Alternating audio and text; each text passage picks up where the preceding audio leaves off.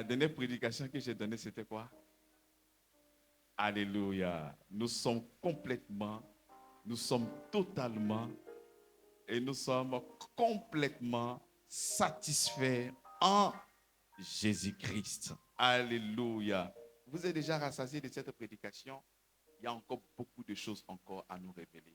La majorité des textes que nous avons mis en avant, c'était l'apôtre Paul qui parlait. Mais l'apôtre Paul n'est pas la seule personne à être apôtre. Nous avons aussi Pierre, nous avons beaucoup de personnes qui ont aussi écrit. Donc nous allons utiliser beaucoup de versets pour que nous puissions véritablement nous faire comprendre qu'est-ce que cela veut dire, être complètement, être totalement satisfait en Jésus-Christ. Lorsque nous sommes en train de donner ces thèmes évocateurs, ce n'est pas pour faire bring, ce n'est pas dire des choses qui ne sont pas soutenues par la parole du Seigneur. Ce sont des réalités. Ce sont des vérités qui sont en Christ. Donc, il faudrait que nous puissions comprendre. La vie chrétienne, c'est de connaître. Parce que si tu ne connais pas, mais il n'y a pas de vie chrétienne. Il faut connaître. Je dois vous amener à un niveau que vous puissiez voir Christ totalement dans sa plénitude, pour que vous puissiez comprendre ce que vous êtes devenu en Christ. La vie chrétienne n'est pas une vie de demande après demande. La vie chrétienne, ce n'est pas une vie où Seigneur fait quelque chose, Seigneur fait quelque chose, Seigneur accorde ma victoire, Seigneur, Seigneur, Seigneur. La vie chrétienne, c'est une découverte de ce que Christ a déjà fait pour nous. C'est pour ça que je proclame que nous sommes totalement satisfaits en Jésus-Christ. Avant que Christ ne vienne, on n'était pas totalement satisfait. On avait le poids de la malédiction, on avait le poids des liens, on avait le poids de la domination. Il y avait le diable qui nous tenait. Mais lorsque Christ vient, le diable n'a plus d'autorité sur nous. Lorsque Christ est là, le diable n'a plus de pouvoir sur nous. Lorsque Christ est là, nous sommes affranchis, nous sommes délivrés, nous sommes restaurés. Donc il y a lieu que nous puissions comprendre que en Christ, nous sommes totalement et complètement satisfaits. Sortons de cette vie chrétienne où nous passons notre temps à demander à Dieu comme s'il n'avait rien fait. Il a déjà fait. Il y a des choses que Christ n'a pas encore fait pour moi. Seigneur, tu m'as oublié. Il n'oublie personne. Il a tout fait pour nous à la croix de Golgotha. Mais nous ne sommes pas informés. On ne sait pas ce que nous sommes devenus. Regardez même dans le livre de Corinthiens. Lorsqu'il y avait des difficultés, l'apôtre Paul pouvait faire des prières pour eux. Au nom de tout ce qui est logique. Seigneur, vraiment, non. Il dit, ne savez-vous pas? Ne savez-vous pas?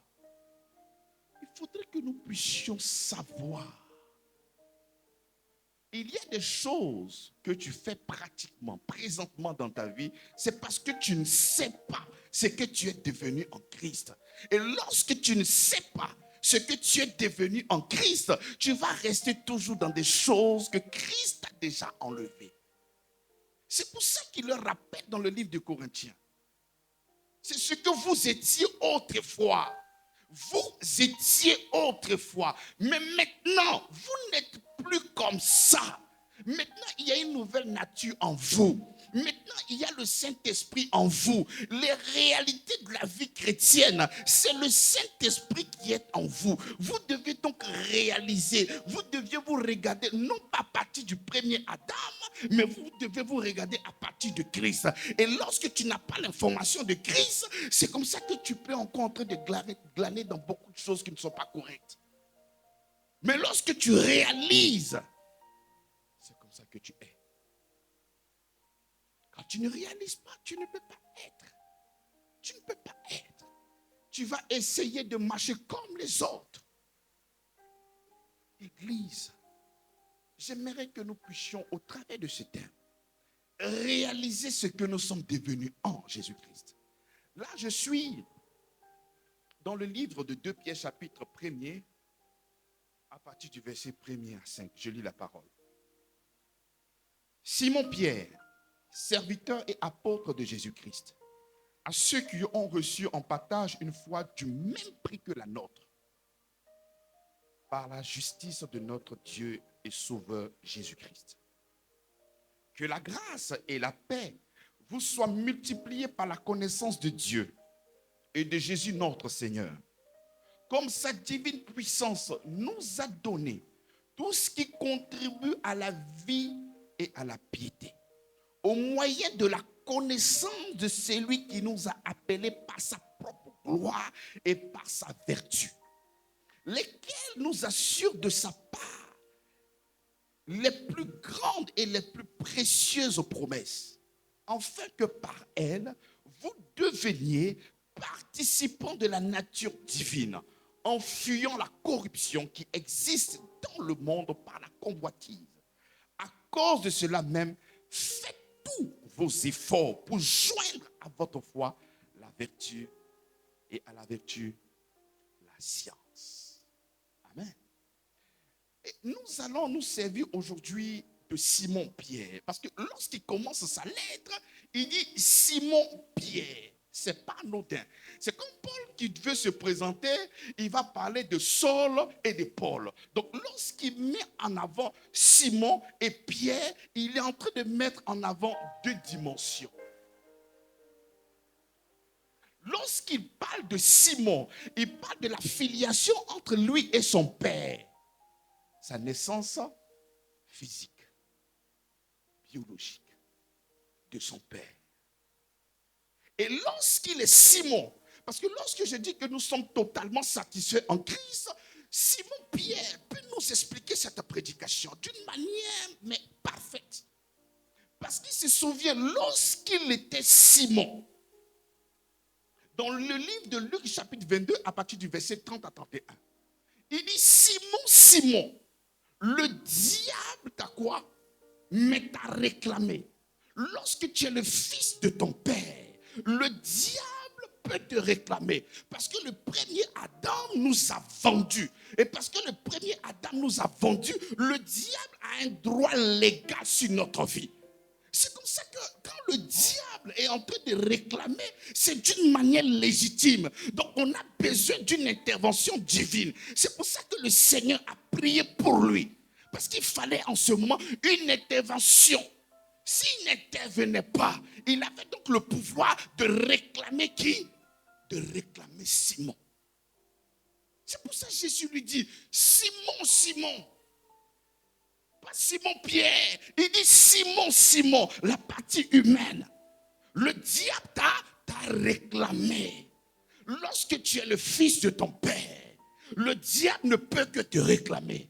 En dehors de l'œuvre de la croix, le diable peut te réclamer. Lorsque Christ n'est pas encore mort à la croix de Golgotha, le diable peut te réclamer. Lorsque le Saint-Esprit n'est pas encore en toi, le diable peut te réclamer. Mais lorsque tu passes de Simon à Pierre, le diable ne peut pas te réclamer. Parce qu'il a dit, Simon, Simon, le diable te réclame. Mais qu'est-ce qu'il a fait? Il dit, j'ai prié pour toi. Mais lorsque tu seras converti, donc ça veut dire que lorsque Simon était encore avec Jésus, il n'était pas encore mais converti. La conversion, c'est de quitter d'un point A à un point B. Et quitter un point A à un point B, c'est la présence de Dieu en nous. Et en ce moment, Simon n'avait pas la présence de Dieu en lui. En ce moment, Simon n'avait pas le Saint-Esprit en lui. Donc c'est en ce moment-là qu'on peut prier pour toi afin de pouvoir te soutenir à partir de l'extérieur. Mais lorsque tu seras converti, il n'est pas en train de dire à Simon de prier pour ses frères. Il dit, lorsque tu seras converti, il faudrait que tu puisses les affermir. Parce que le chrétien n'a pas besoin qu'on prie pour lui. Le chrétien a besoin d'affermissement. C'est pour ça que la Bible dit, le prophète vient afin de pouvoir exhorter, afin de pouvoir édifier, afin de pouvoir consoler. On doit t'édifier, on doit te faire comprendre ce que Jésus-Christ a fait pour toi.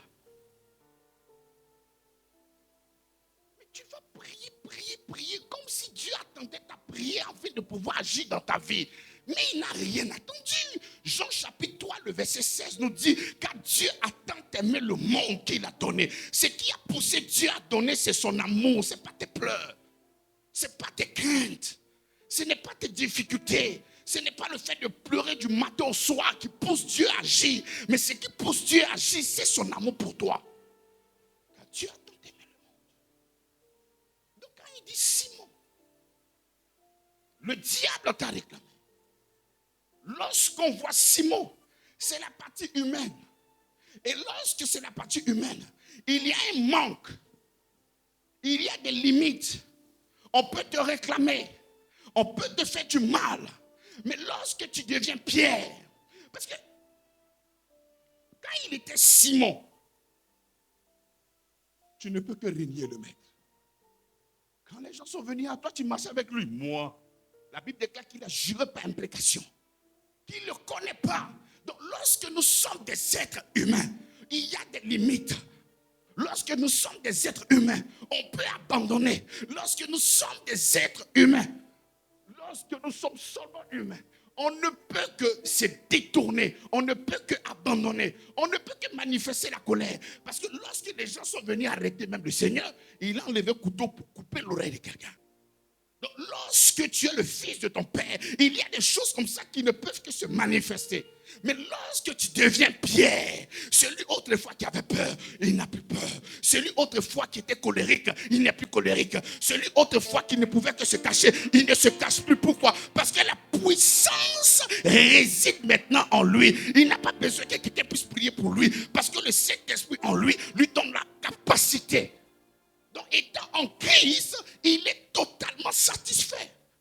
Il n'a plus besoin de quelque chose de l'extérieur. Il n'a plus besoin d'une prière quelconque.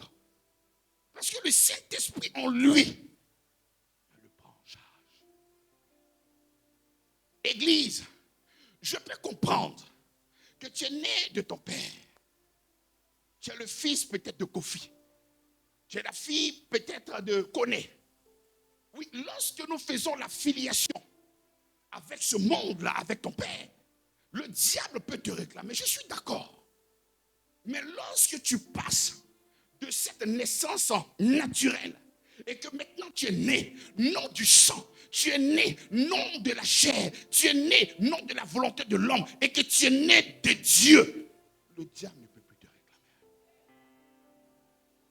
Si autrefois, les gens pouvaient aller sur un hôtel et invoquer ton nom pour que toi tu puisses sortir, on ne peut plus invoquer ton nom pour que ton âme puisse sortir. Parce que la Bible déclare que tu es devenu comme le vent. On ne sait où tu viens, on ne sait où tu vas. Personne ne peut te lier, personne ne peut te ligoter. Est-ce que toi tu peux lier le vent? Est-ce que toi tu peux ligoter le vent? De la même manière qu'on ne peut pas ligoter le vent, de la même manière qu'on ne peut pas lier le sang.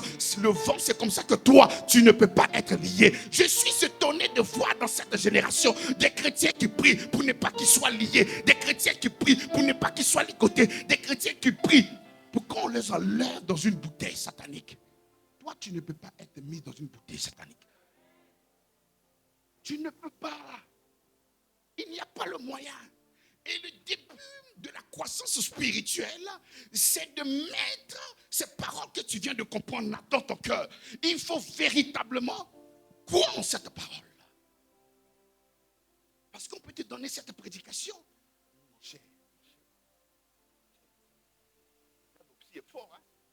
Tu dois recevoir la parole. La Bible dit, quand tu dis que tu as reçu Jésus, en fait, c'est quoi Jésus? Ou c'est qui Jésus? Mais Jésus, c'est la parole. Est-ce que vous savez que Jésus, c'est la parole? Est-ce que vous savez que Jésus, c'est la parole? Est-ce que vous savez? En fait, il y a des gens qui disent qu'ils ont accepté Jésus. Et quand ils disent qu'ils ont accepté Jésus, ils voient l'homme. Ou bien peut-être dans mon foyer, accepter cette femme. Non, c'est pas ça. Accepter Jésus, c'est accepter ça. Parce qu'il est là.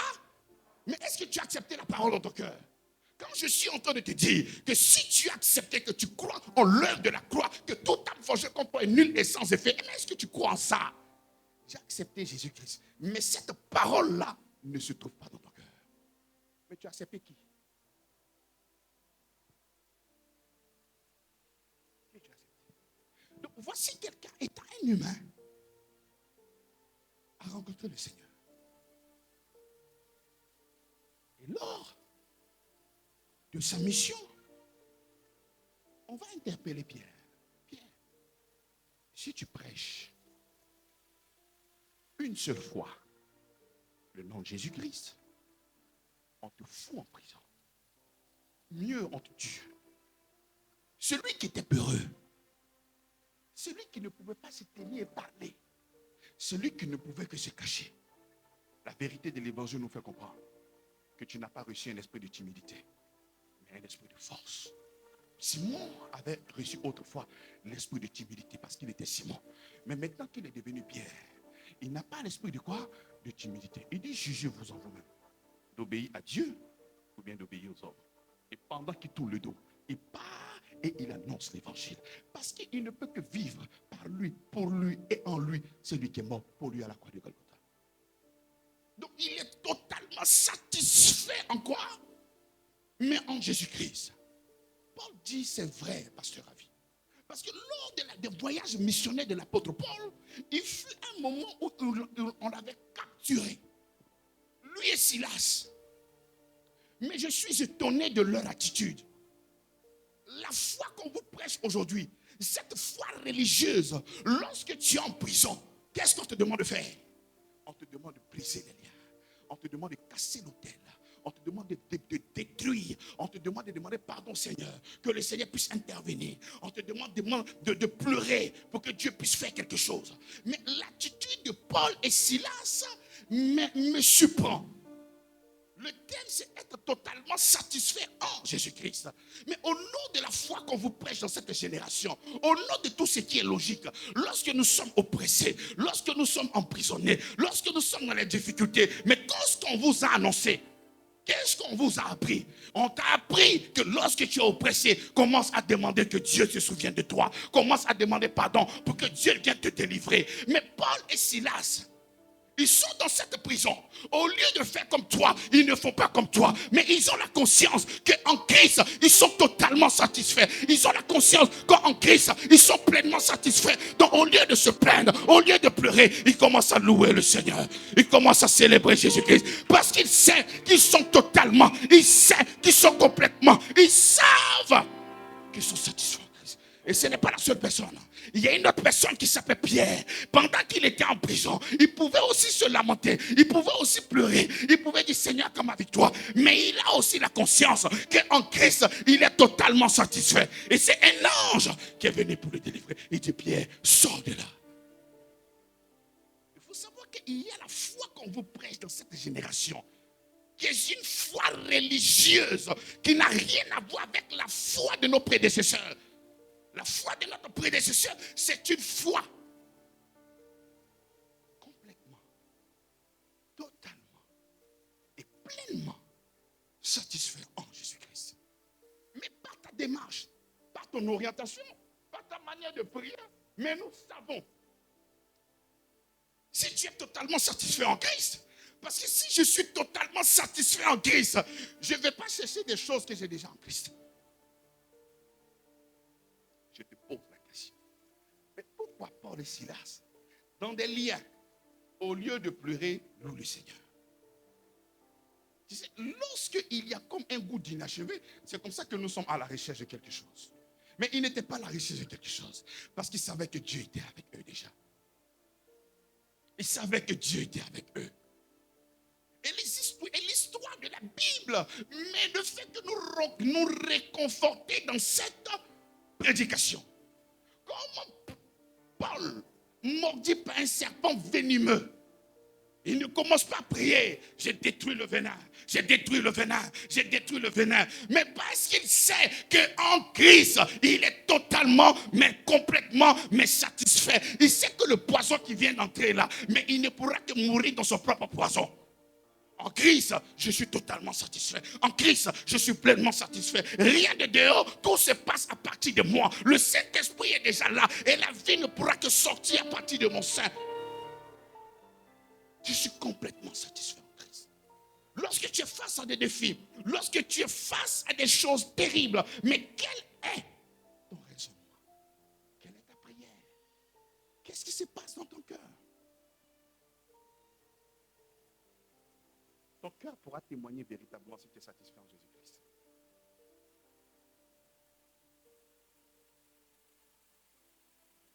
Une femme qui sort, qui est toujours comme ça, elle n'est pas satisfaite dans son foyer.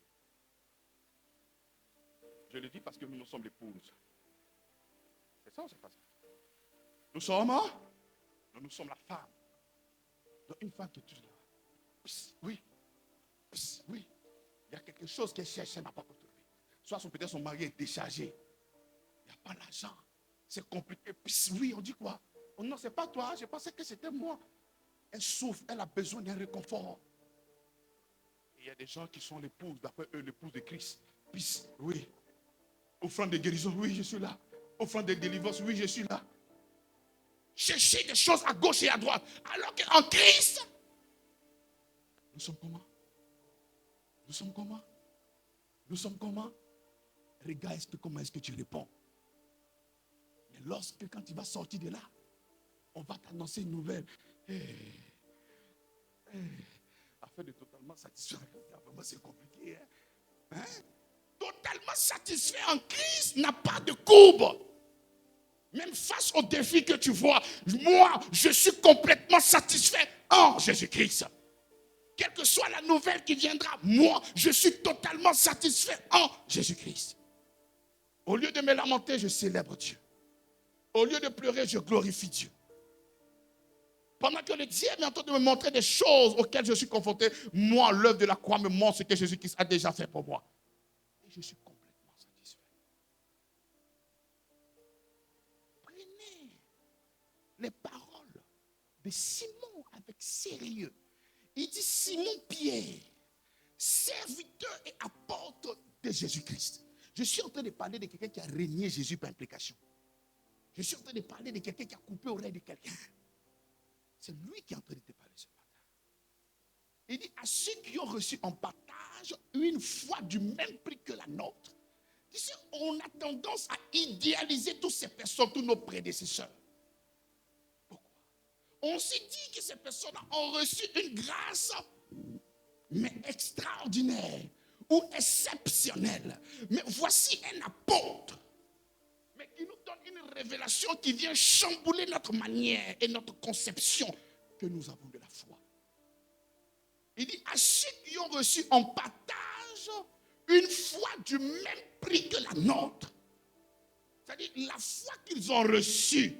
Avec cette foi, ils ont opéré des miracles. Avec cette foi, ils ont fait des choses extraordinaires. Il dit c'est cette même foi-là que nous avons reçue. Vraiment, je veux faire les choses comme l'apôtre Paul. C'est la même foi que l'apôtre Paul a reçue. C'est ça que tu as reçu. La même foi que Pierre a reçue là. C'est la même foi. Parce que ce qui a produit la foi, ce n'est pas la capacité de tout et chacun de nous. Parce que lorsque tu fais l'affiliation avec toi, tu te diras sûrement, c'est parce que je n'ai pas tellement fait bien les choses comme l'apôtre Paul, donc je n'ai pas reçu les mêmes foi. Non. Ce qui a produit la foi ne sont pas nos compétences. Ce qui a produit la foi ne sont pas nos mérites. Ce qui a produit la foi, c'est l'œuvre de notre Seigneur Jésus-Christ. Il dit du même prix de la nôtre, par la justice de notre Dieu et Sauveur, notre Seigneur Jésus-Christ. Donc la source de cette foi-là, ce n'est pas ce que nous avons fait. La source de cette foi-là, ce n'est pas ce que nous avons produit. La source de notre foi émane de qui? À ceux qui ont reçu en partage d'une même foi. En partage une foi du même prix que la nôtre. Par la justice de notre Seigneur et Sauveur Jésus-Christ. Donc, nul besoin de croire que si j'avais la foi de l'apôtre Paul, si j'avais la foi de l'apôtre Pierre, assurément voici les choses que j'allais faire. Si j'étais comme eux, tu n'as pas besoin d'être comme eux parce qu'en Christ, nous sommes pareils. Parce qu'en Christ, c'est le même Saint-Esprit qui était en eux, c'est le même Saint-Esprit qui est en nous. C'est pour ça que je suis en train de te dire qu'en Christ, nous sommes totalement satisfaits. Je suis d'accord que les résultats ne sont pas pareils. Mais les résultats ne sont pas pareils, pas parce qu'il a aimé Paul et que toi, il ne t'a pas aimé. Parce que c'est cette même foi-là qu'il a réparti, il a départi chez tous les croyants.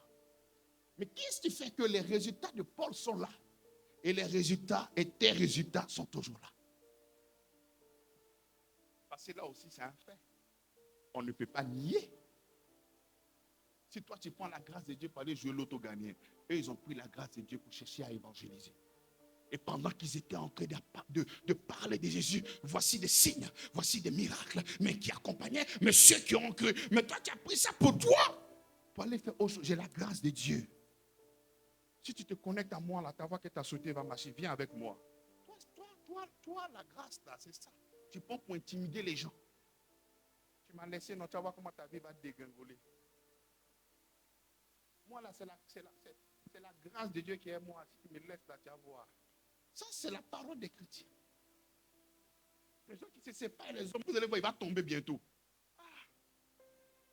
Ils ont pris leur foi pour construire l'évangile. Ils ont pris leur foi pour apporter le réveil. Ils ont pris leur foi pour montrer Christ.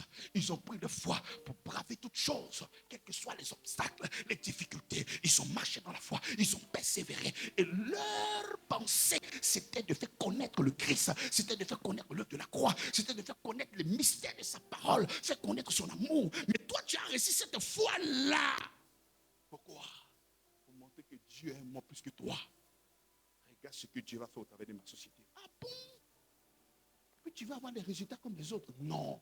C'est pour ça que nous avons tendance à voir que nous avons un goût d'inachevé dans notre vie. Au point où nous croyons qu'en Christ, nous sommes partiellement et non pas totalement. En Christ, on est totalement satisfait. Mais regardez un peu nos prédécesseurs, mais ceux qui ont écrit la Bible, mais regardez leur structure. Oh Seigneur, pardon, donne-moi ça. Oh Seigneur, pardon, mais donne-moi ça. Oh Seigneur, pardon, mais donne-moi ça. Mais nous allons continuer parce que Pierre a pris le temps de tout expliquer ici. Il dit que la grâce et la paix vous soient multipliées. Lorsqu'il expose comme ça, il est en train de faire comprendre que la source de toute chose, c'est quoi? C'est la grâce. Donc si toi, dans ton esprit, tu penses que ce que toi, tu dois recevoir, c'est pas mérite, c'est tout à fait normal que tu vas croire qu'en Christ, tu n'es pas totalement satisfait. Pourquoi? Parce qu'il y a des choses que tu devais faire, tu n'as pas pu faire, donc le Seigneur ne va pas te donner. Il dit que la grâce ne vient pas de toi. C'est Dieu qui donne. Et Dieu, quand il donne, il n'écrit pas. La grâce est manifestée pour tous les hommes. Et c'est cette grâce d'avoir le Seigneur. C'est cette grâce d'avoir le Christ. C'est cette grâce d'être sanctifié. C'est cette grâce d'être justifié. Et cette grâce d'être adopté qui va produire maintenant quoi? Mais la paix. Il dit la grâce et la paix. Le shalom de Dieu. Mais provient de quoi? Mais de la grâce que tu viens de recevoir. La grâce et la paix. Vous soyez quoi? Vous soyez quoi? Donc la grâce et la paix sont multipliables. C'est ça ou c'est pas ça? Il ne me dit pas que ce soit additionné. Mais que ce soit comment? Multiplié. Donc la grâce se multiplie. Donc la paix se multiplie. D'accord. Mais pasteur, tu dis que nous sommes totalement satisfaits en Jésus-Christ. Tu dis que nous sommes pleinement satisfaits en Jésus-Christ. Mais voici Pierre qui dit que la paix là et la grâce se multiplient. Mais comment ça se multiplie? La grâce et la paix, c'est comme l'argent qui est dans ton compte en banque. La paix et la grâce. Et nous continuons maintenant le verset. Que la paix et la grâce vous soient multipliées. Par quoi? Maintenant, quand tu arrives au guichet pour retirer maintenant tout ce qui est ici là, il te faut un code. C'est ça ou c'est pas ça? Est-ce que sans le code tu peux retirer l'argent? Donc la connaissance est le code. La connaissance est le code. Donc si tu n'as pas la connaissance, la paix et la grâce que Dieu s'est acquis par son sang, mais tu vas vivre une vie comme s'il n'y a pas la grâce et comme s'il y a la paix, comme s'il n'y a pas la paix. Et qu'est-ce que tu vas faire maintenant? Au lieu d'avoir le code qui est là, connaissance, qu'est-ce que les religieux font? Je déclare que j'ai la paix. Il faut déclarer. Il te faut maintenant là. Il te faut maintenant quoi? Il te faut maintenant quoi? Je brise l'esprit de limitation. Je brise ce que les parents ont fait dans ma vie. On te dit, il faut quoi? Il te faut quoi? Non, je ne veux pas la connaissance. Je vais briser les autels. Je ne veux pas la connaissance ni rien. Je connais, je dis que c'est bon pour moi. Je dois maintenant briser les liens. Je connais ceux qui sont à l'origine de la malédiction de ma famille. Ce sont les trois oncles là. Je dois prier contre eux. La Bible dit que la paix et la grâce vous soient comment? Pas quoi? Pas quoi? Donc c'est la connaissance qui multiplie quoi? Qui veut ici avoir une grâce multidimensionnelle? Qui veut avoir une grâce multidimensionnelle? Mais qu'est-ce qu'il te faut? Qu'est-ce qu'il te faut? Prier en langue? Offrande, des rachats? Qu'est-ce qu'il te faut pour que la grâce soit multipliée? Qu'est-ce qu'il te faut pour que la paix te soit multipliée? Mais non, pas la connaissance. Je connais déjà. Je connais déjà. Je dois maintenant poser des actions. Je dois jeûner. Je dois faire 40 jours de jeûne. Je dois me sanctifier. Je dois faire des choses de par moi-même. Si je ne fais pas des choses par moi-même, les choses ne verront pas. Mais la Bible dit que la paix et la grâce te soient multipliées par quoi? C'est la connaissance qui te fera comprendre ce que tu es devenu en Christ. Et si autrefois tu avais peur de marcher, cette fois-ci je marche non pas avec ma mentalité, mais je marche avec le Seigneur. Et je marche avec le Seigneur. La Bible dit que la foi vient de ce qu'on entend et ce qu'on entend vient de la parole de Christ. Et la connaissance vient de ce que Christ a fait pour toi à la croix de Golgotha. Parce que plus tu es éclairé de ce que Christ a fait pour toi à la croix de Golgotha, c'est comme ça que tu peux marcher avec assurance. Il dit que la paix et la grâce vous soient multipliées par la connaissance de Dieu et de notre Seigneur. Ma soeur, tu souffres trop. Depuis un moment, je vois que tes affaires ne marchent plus. Mon frère, tu souffres trop. Depuis un moment, je vois que tes affaires ne marchent plus.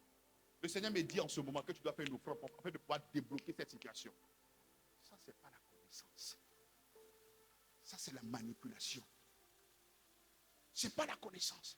Parce que la connaissance viendra te révéler que Christ est l'autel qui réclame tout pour toi au nom de Jésus-Christ. La connaissance va te révéler ce que Christ a déjà fait pour toi. Donc, au lieu de mettre le poids sur toi, la connaissance vient te révéler ce que Jésus-Christ a fait pour toi. Est-ce que tu comprends, Église? Donc, ça ne sert à rien de sortir courir ça et là pour des choses que Dieu nous a déjà données.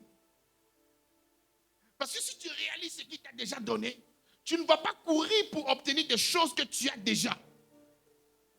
Mais tu vas être ce que tu es déjà en Christ. Tu vas manifester ce que tu es déjà en Christ. Continuons la parole. Il va enfoncer le clou dans sa lettre. Qu'est-ce qu'il dit? Il dit, comme sa divine puissance nous a donné.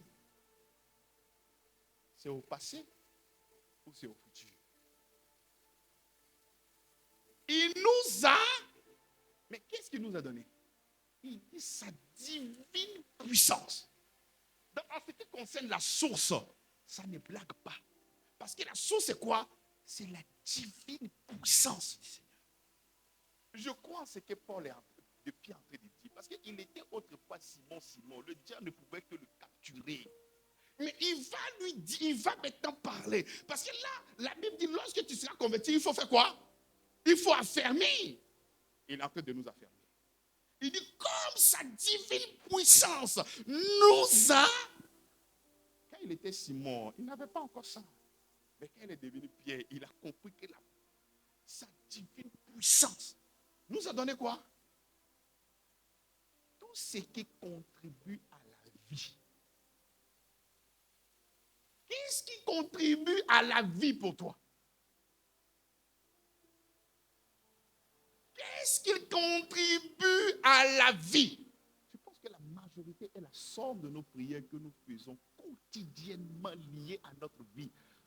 Pierre nous dit que sa divine puissance nous a déjà quoi? Tout qui contribue à quoi? Je n'ai pas besoin d'être malhonnête parce que sa divine puissance me prend en charge. Je n'ai pas besoin de friser avec n'importe quoi.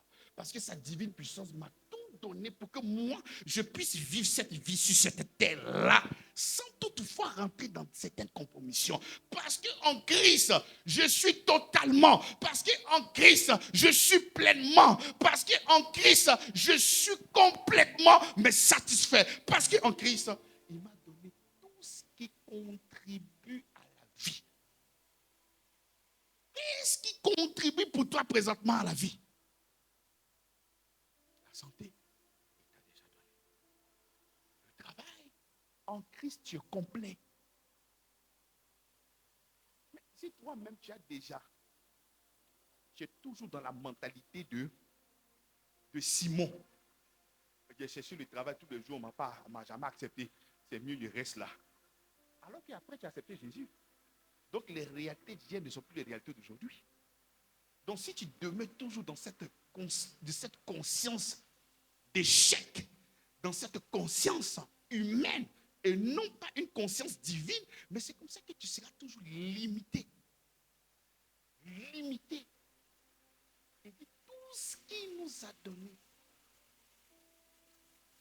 comme sa divine puissance nous a donné tout ce qui contribue à la vie et à la piété. Au moyen de quoi? Au moyen de quoi? La connaissance encore est là. Au moyen de quoi?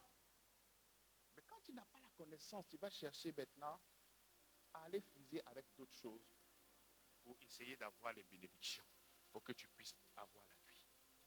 C'est comme ça que vous êtes là tous les jours en train de courir derrière des gens, mais qui vous font miroiter. Parce que les gens veulent qu'on les mente. Il y a même une chanson, hein? Il y a une dame même qui disait, je veux que tu me mentes. Je ne sais pas de quel chant là. Hein? Il y a les gens, c'est ça. C'est-à-dire, elle est tellement, elle dit, je veux, il faut me mentir. C'est bête à dire, mais mens-moi. Pardon, il faut me mentir. Et un jour, j'étais en train d'écouter un discours avec des gens. Non, tu sais que nous, les femmes, on est des gens qui nous mentent. Parce que quand tu es trop vrai, là, on ne veut pas ça. Voilà pourquoi la majorité, on dit la majorité des femmes sérieuses tombent sur des faux types. Parce qu'elles aiment qu'on les mente. Parce que le gars viendra, tu sais, j'ai une grande vision. Le Seigneur m'a fait grâce. Moi, j'ai le diplôme. Mais dans peu de temps, le Seigneur va me faire grâce. Et puis il y a un autre qui vient. Mais tu sais que Sofitel là, mais c'est à moi. Ah bon? Je t'aime, tu sais. Je veux faire ma vie avec toi. Je t'aime. C'est-à-dire, quand je t'ai vu entrer, le Seigneur m'a dit que c'est toi mon mari. Mais qu'est-ce qui a déclenché la prophétie? Qu'est-ce qui a déclenché? Maintenant, le gars maintenant qui dit la vérité, il arrive, tu sais. Je suis un jeune. Mais j'ai un avenir. Les gars, comme je suis à l'école. C'est vrai que c'est un peu difficile présentement. Mais dans quelques temps, on va m'appeler. D'accord, quand ils vont t'appeler là pour revenir. J'ai trop souffert. J'ai trop souffert. Et quand maintenant on devait manger, on dit non que je ne suis pas de leur temps, ils m'ont laissé. Maintenant là, je veux prendre aussi tout ce qui est cuit. C'est ce qui a fait que maintenant nous sommes tous déformés. Alors que nous devons toujours laisser conduire par Christ. Il dit, ne vous laissez pas transformer par l'intelligence de ce monde, mais soyez toujours renouvelés par l'intelligence de notre Seigneur. Mais vous, vous êtes renouvelés par vos expériences. Quoi? Hier, tu n'avais rien, on a fait un peu, tu m'as laissé demain. Je vais venir refaire ça avec quelqu'un. Non, jamais de la vie. Quoi? Je vais aussi tout ce qui est. C'est dans le cul là maintenant, il y a les bafouements, les menteurs, il y a tout dedans. Et puis après, maintenant, on vient prier, Seigneur, Seigneur, quand ma victoire. Il nous a donné tout ce qui contribue à la vie et à la piété. Au moyen de quoi? Au moyen de quoi? Si tu n'as pas la connaissance de ce que Christ est devenu, enfin, de ce que Christ a fait pour toi, mais tu es pareil comme un inconverti. Il n'y a pas de différence. Mais est-ce que ce n'est pas dans cette Bible-là, vous avez vu, dans le livre de Corinthiens, où la Bible plante un décor qui est assez grave. Il dit au point qu'il y a quelqu'un parmi vous, mais qui commet des péchés qui ne se rencontrent même pas, même chez les païens, au point où il y a quelqu'un entre vous qui soit sa amant. C'est à l'église, hein? C'est à l'église, hein? Il y a des gens qui font mais si on met le lumière sur vous comme ça, c'est quand on voit ici, ça va faire beau dans la salle. Hein? Ils sont étonnés, il faut que les pasteurs. Il faut laisser ça, champion. C'est le gars de Corinthien là. C'est lui son nom est gâté. Mais toi, tu as déjà fait plus que le gars de Corinthien là. Et puis tu as essuyé ta bouche et là. Amen, oui, pasteur, oui, pasteur. Alors que tu es dangereux que le gars de Corinthien. Il continue. Au moyen de la connaissance de celui. Oh, non, non, la structure de Simon-Pierre, mais mes pattes. Il dit la connaissance de qui? Des autels. La connaissance de qui? De mes parents. La connaissance de qui? Des malédictions générationnelles. La connaissance de qui? Qu'est-ce que mon papa a adoré avant de mourir? Qu'est-ce que ma mère a adoré avant de mourir? Mais quels sont les péchés de mon papa? Il dit la connaissance de qui? Jésus-Christ. Mais toi, tu dis la connaissance de Jésus ne te suffit plus. Je vais te donner une image pour que tu puisses comprendre. C'est comme tu viens d'avoir un nouveau ami. Mais en réalité, tu ne sais pas l'ami qui est à côté de toi. Là. En réalité, tu ne sais pas. Tu ne connais pas. Et pendant que tu es en train de marcher avec cet ami, tu commences à recevoir des informations. Ah, soit peut-être, si tu dois aller peut-être dans une clinique, on te dit la clinique coûte cher. Peut-être la clinique, pour rentrer là-bas, il faut peut-être des millions. Parce que là-bas, c'est les meilleurs médecins. Et séance tenant, tu reçois l'information qui est ton ami qui est à côté de toi là. Ça lui appartient la clinique. Qu'est-ce qui va se passer dans ton cœur? Hein? La quoi? Dites-moi. Mais il aura une paix qui va s'installer. C'est pour ça que la paix, que la grâce et la paix vous soient.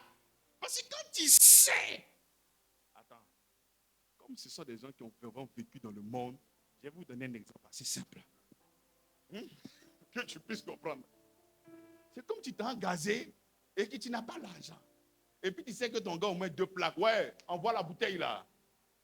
Mais ta manière de parler là, tu as su que ton gars, il a le pognon. Mais avant ça, tu étais calme. Non, il faut t'asseoir. Non, non, tu sais, je suis un peu malade. Maintenant, dès que ton gars arrive, c'est comment? C'est là, ouais. Ouais. Ouais, c'est comment? Tu as quoi? Tu as l'assurance. Mais tu sais que le diaconou est là. C'est pour ça qu'il dit la connaissance de celui. Celui-là, c'est une personne. Et cette personne, c'est le Christ. Et lorsque je vais comprendre ce que Christ a fait pour moi, il m'a délivré, il m'a restauré, il m'a justifié, il m'a fait asseoir à la droite de Dieu. Oui, il a fait de mes ennemis son marche au pied. Et en ce moment-là, tout ce qui est comme stress, tout ce qui est comme peur, mais commence à faire quoi? Mais à disparaître. Et c'est comme ça que la grâce et cette paix commence à quoi?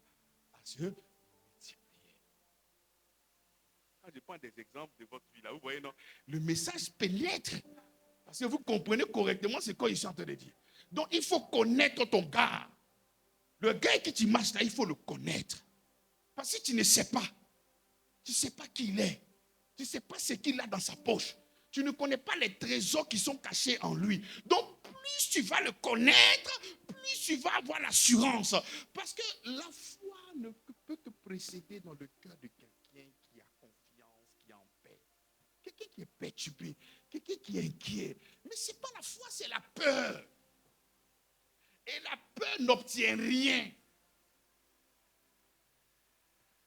J'ai dit la peur n'obtient. Donc quand j'ai la connaissance de Christ et que je vois ce problème-là, oh, j'ai déjà.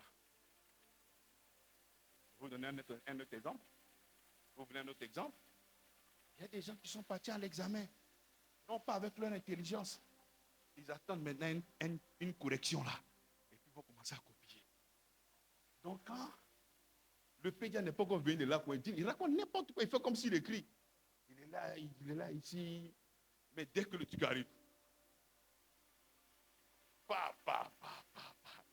commence maintenant à écrire correctement, il a l'assurance que ce qui va écrire là, c'est juste. Ce n'est pas tes histoires que tu es en train de mentir dans ta tête. Donc, avoir la connaissance de celui. De celui. Vous êtes là sur Internet. Vous cherchez la connaissance d'autre chose. On parle de la connaissance de Jésus. Toi, tu es en train de chercher la connaissance d'autre chose. La connaissance de Jésus. Tu as fini de connaître Jésus. Je veux connaître la spiritualité. Tu as fini de connaître Jésus. Je vais chercher à voir avec mon troisième œil. Tu connais Jésus. Je veux ouvrir mon troisième œil. Tu connais Jésus. Connaître Jésus est la connaissance de tout ce que tu peux imaginer. Et ce n'est pas ce que moi je dis, c'est ce que la Bible dit. Il dit connaître l'amour de Christ qui surpasse toute connaissance. Donc s'il y a une connaissance qu'on appelle la connaissance de la spiritualité, la connaissance de Jésus-Christ supplante la connaissance de la spiritualité. Parce qu'en lui se trouve toute chose, domination, trône, tout en lui.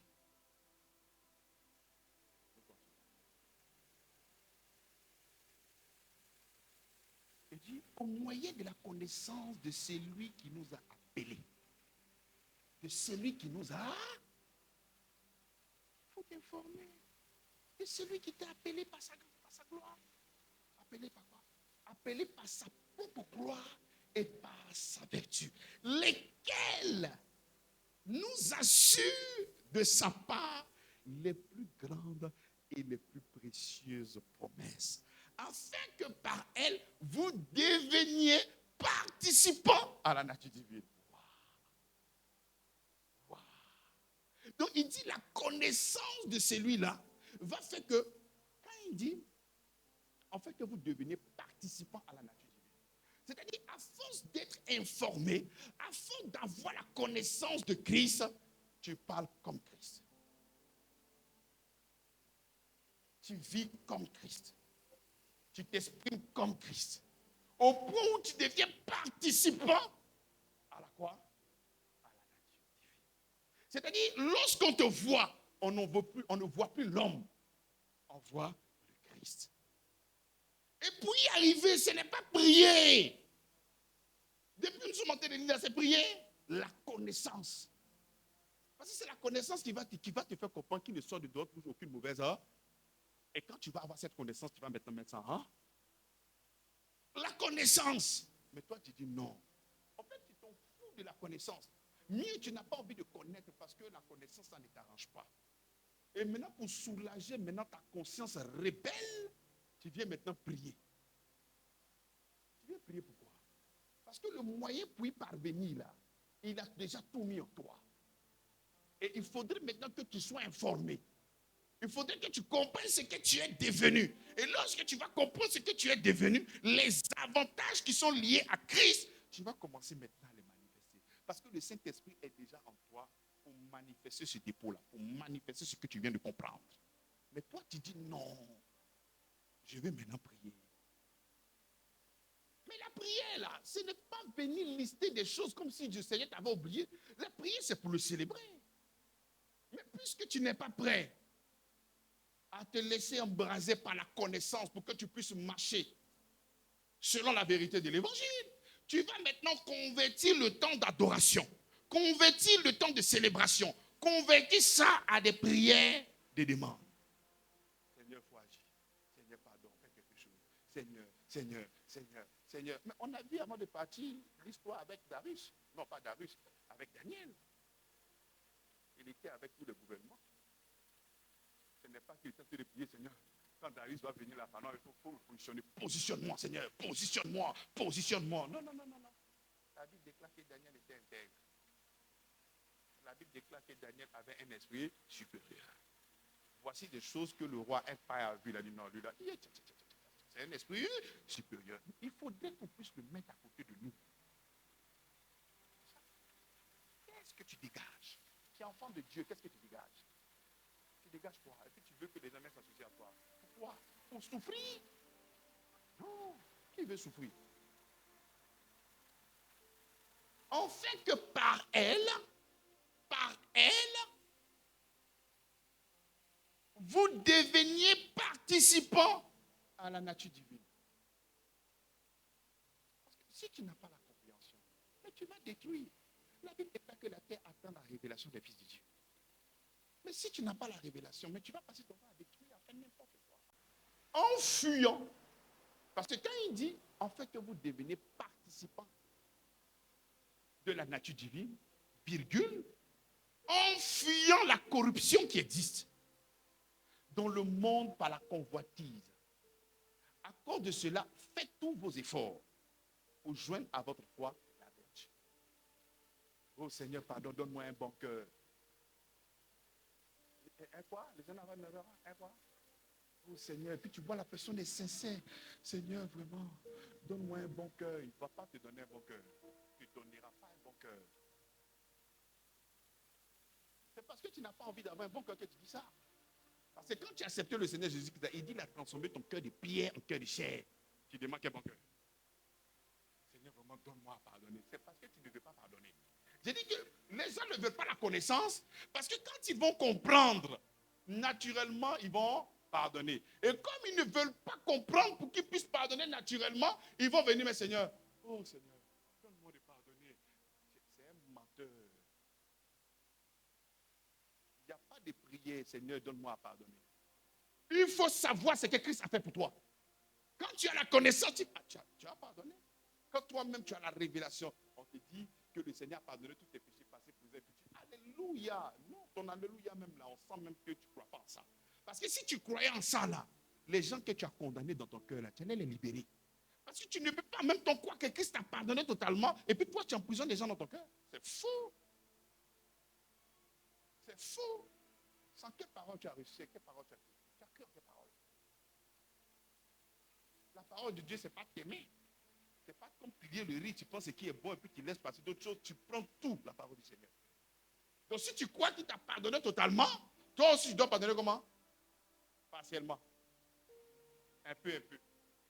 Pour éviter même tous ces commérages, il dit tu vas pardonner 7 fois 77 fois par jour. Bon, c'est quel être humain qui va te manquer de respect pendant combien de fois? Il dit, en fuyant la corruption qui existe dans le monde par la convoitise. À cause de cela même, faites vos efforts pour joindre à votre foi la vertu. Il dit, faites de quoi? Donc ce n'est plus de l'extérieur, hein, c'est à partir de l'intérieur. Je dois maintenant prendre la décision. Et quand je suis en train de dire vos efforts, ce n'est pas compter sur votre capacité. Parce qu'en vous maintenant, qu'est-ce qu'il y a? Il y a le Saint-Esprit. Donc c'est moi, je prends la décision. Pas la puissance, parce que la Bible dit, je peux tout par celui qui me... Seigneur, retiens-moi. Tu n'as volé. Tu es un grand voleur.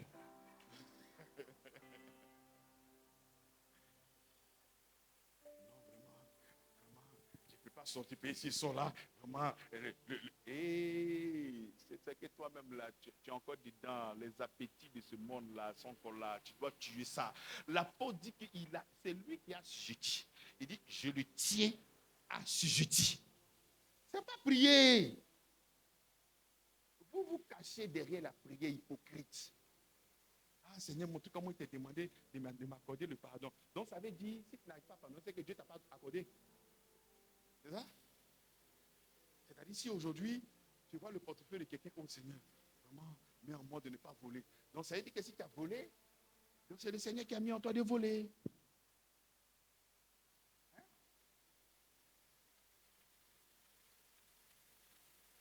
Il dit, faites tous vos efforts pour joindre à votre foi.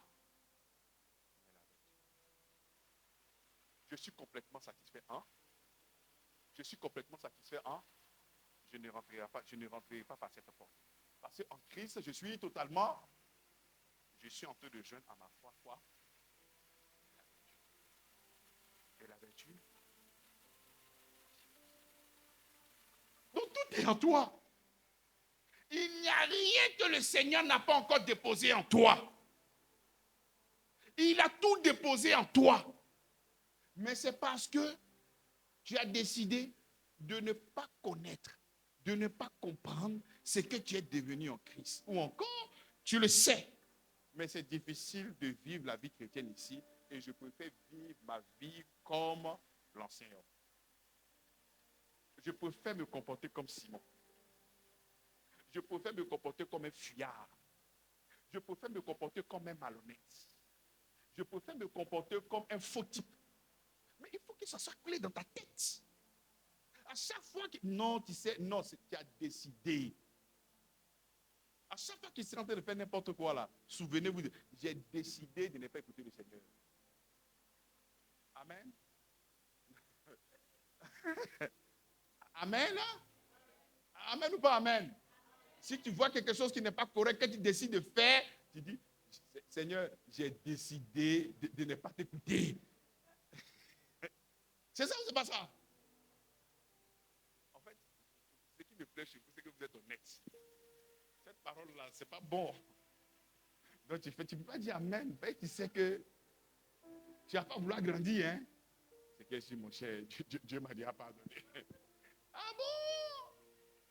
Non, la grâce vient te fortifier pour que tu puisses vivre comme tu veux. C'est pour ça que nous avons une vie comme inachevée. C'est comme ça que nous avons toutes des complications. C'est pour ça que nous avons des difficultés. C'est pour ça. Il n'y a pas autre chose. Que tu sois archibishop et que tu ne te laisses pas conduire par la parole. Il dit la Bible, la parole est une lampe à nous, mais tu décides de ne pas prendre cette parole pour être une lampe. Et tu décides de prendre autre chose. Mais un aveugle ne peut pas conduire quelqu'un parce que lui-même, il n'est pas éclairé. Tu vas aller, tu vas marcher, arriver un moment, tu as pensé que tout va bien. Et puis, arrivé un moment, tu as fait quoi? Tu as cogné. C'est comme ça que tu vas résoudre. Donc, souvent, tu es là, tu as fait de marcher quand tu penses que tout va bien. Mais il y a un mur qui t'attend devant. Et pour éviter que tu embrasses ce mur-là, il faut mettre la parole de Dieu qui est une lampe à notre. Il faudrait maintenant, tu dis que tu as la foi. Je suis d'accord. Félicitations à toi. Oui, héros de la foi. Vraiment, félicitations. La Bible dit qu'il faut joindre à cette foi-là la vertu.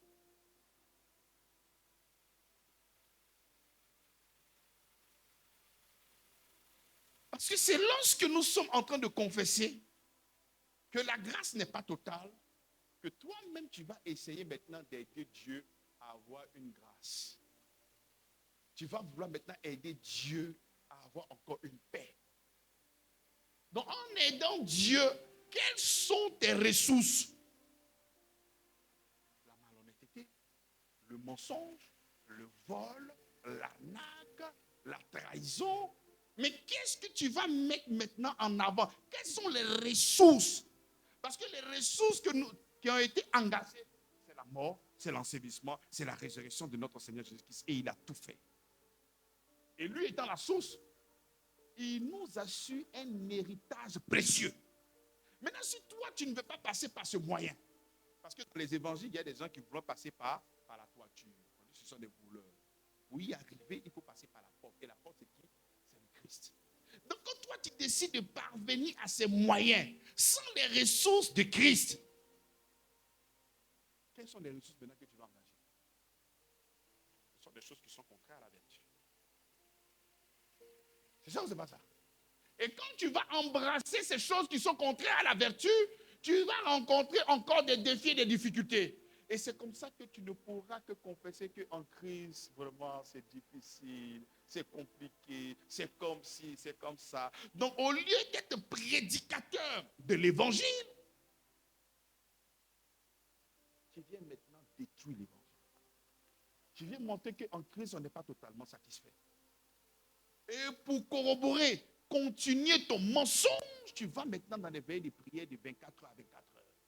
Pour briser, chasser Satan, marcher sur lui. Maintenant, quand tu as fini de chasser Satan, marcher sur lui, il y a quelqu'un maintenant qui t'appelle dehors. Voici un mouvement. Dès que tu fais ça, tu as ça là, il n'y a pas de problème alors. Mais c'est quel Satan qui a chassé? Voici le Satan que tu as chassé pendant 24 heures là, que tu viens de le rappeler près de toi pour dire, tu sais, c'était devant les gens. Et il fallait que je puisse faire comme s'il n'était pas avec toi. Mais en réalité, tu sais que tu es mon meilleur compagnon. Allons-y et marchons ensemble afin de pouvoir acquérir des richesses, des choses que Dieu nous a déjà données en Christ. Mais on va passer maintenant par une autre voie pour obtenir des choses que Dieu nous a déjà données. Et c'est comme ça que nous souffrons à chaque fois. C'est pour cela que lorsque nous sommes en train de proclamer et que disons que nous sommes totalement satisfaits en Christ, plusieurs personnes ne croient pas. Même des gens, même peut-être qui sont dans cette salle,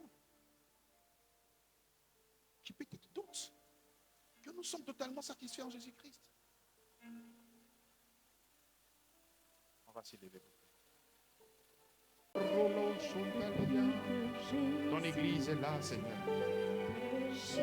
Seigneur, nous avons ici l'œuvre de la croix. J'ai parlé de toi, Seigneur.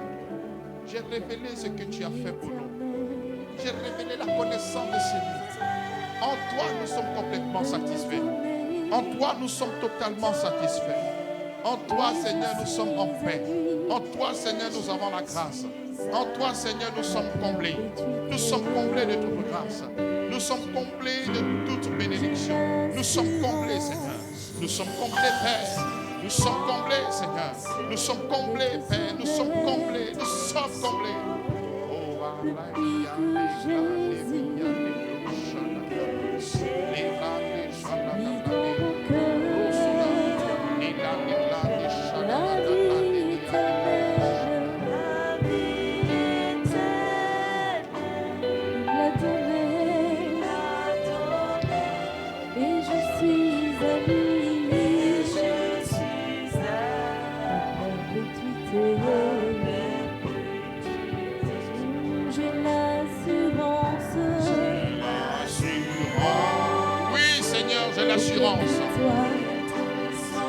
Que après la croix, je suis totalement satisfait. Que après la croix, je suis complètement satisfait. L'œuvre de la croix répond à tous mes besoins. Parce que de ta part, tu m'assures des promesses. Tu m'assures un héritage. Tu m'assures des choses terribles et extraordinaires.